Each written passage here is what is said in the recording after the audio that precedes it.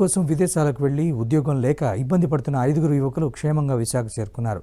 Dubai, షార్జాలో ఉద్యోగాలకు వెళ్లి మోసపోయిన విశాఖ, అనకాపల్లి, శ్రీకాకుళం జిల్లాలకు చెందిన 5 బాధితులను విశాఖ నగర సిపి శంఖభద్ర బాగ్చి అక్కడి అధికారులతో మాట్లాడి స్వదేశానికి రప్పించారు.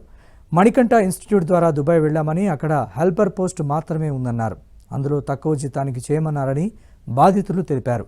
ఏజెంట్ని సంప్రదించగా నెల రోజుల్లో పాస్పోర్ట్ పంపిస్తామన్నారు తప్ప స్పందించలేదన్నారు.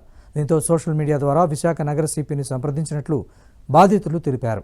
క్షేమంగా తీసుకొచ్చిన సిపికి ప్రత్యేక ధన్యవాదాలు తెలిపారు. ఏజెన్సీకి చెప్తే నేను తీసుకొస్తాను, మీ పాస్పోర్ట్లు ఇప్పిస్తాను, మీరు టికెట్ వేసుకొని మీరు రండి అన్నట్టు చెప్పారు. నెల రోజుల పాటు తర్వాత రావడం ఏజెన్సీ ద్వారా ఏం రిప్లై లేదు, నేను తీసి రాలేమని చెప్పేశారు మాకు. తర్వాత సిపి సార్ ఇన్స్టాగ్రామ్లో రీల్ దొరికితే సిపి సార్కి ఫోన్ చేసి ఇలా సిపి సార్తో మా సమస్య చెప్తే వెంటనే స్పందించి ఇక్కడికి రావడానికి ఏర్పాటు చేశారు సిపి సార్. ఇక్కడికి సిపి తీసుకొచ్చినందుకు సిపి సార్కి ధన్యవాదాలు. 2 రోజుల్లో పాస్పోర్ట్ ఇప్పించేస్తాను, మీరు వచ్చేస్తారు అది ఇది అని ఏజెంట్ అన్నారు.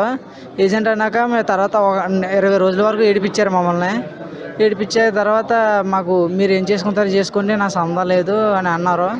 అన్నాక మేము ఇన్స్టాగ్రామ్లో సార్ ఫోన్ రీల్స్లో ఫోన్ నెంబర్ వస్తే ఫోన్ చేసాం. కమిషనర్ సార్ ఇటువంటి ఉద్యోగం కల్పిస్తామని చెప్పి వేరే దేశానికి తీసుకెళ్లడం, ఆ ఇష్యూ మీద కూడా అవగాహన కల్పించడం చాలా అవసరం. సో ఇది కూడా మేము ప్రోగ్రామ్ పెడతాం. ఎస్పెషల్లీ ఏ ఏరియా నుండి ఎక్కువ మంది వెళ్తున్నారు. ఇక్కడ ఈ 5 చూస్తే ఇప్పుడు అనకాపల్లి జిల్లా, ఒక్కడే వైజాగ్ జిల్లా, ఇంకొకడు శ్రీకాకుళం జిల్లా, అవునా కదా? సో మన నార్త్ కోస్టల్ ఆంధ్రాలో ప్రతి జిల్లా నుండి ఇలాగే ప్రతిరోజు వెళ్తున్నారు. సో మన జిల్లా కాకుండా ప్రతి జిల్లాలో కూడా ఇటువంటి అవగాహన కార్యక్రమం